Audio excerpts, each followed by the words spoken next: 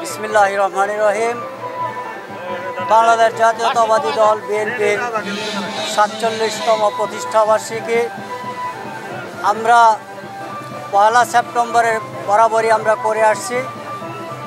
পার্টির সিদ্ধান্তে সারা বাংলাদেশে উপজেলা এবং পৌরসভায় আজকে ৩ তারিখে আমরা উদযাপন করতে যাচ্ছি।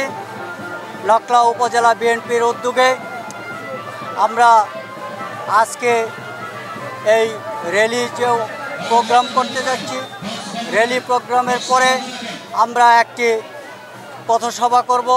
সেই পথসভা শেষ করার পরেই আমরা বক্তব্য দিব। সেই বক্তব্যের মাধ্যমে আমরা বিভিন্ন পর্যায়ে নেতৃবৃন্দরা বক্তব্য দেবে।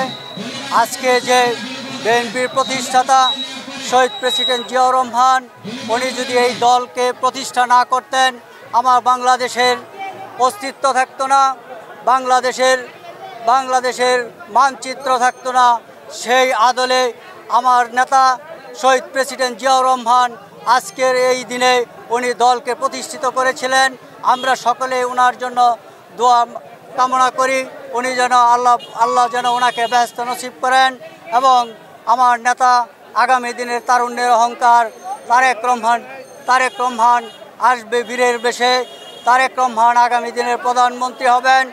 এবং আমার নেত্রী বেগম খালেদা জিয়া বিএনপির চেয়ারপারসন, উনি অসুস্থ আছেন, ওনার জন্য আমরা দোয়া করি এবং ওনার সুস্বাস্থ্য দীর্ঘায়ু কামনা করে আমি আমার বক্তব্য শেষ করছি।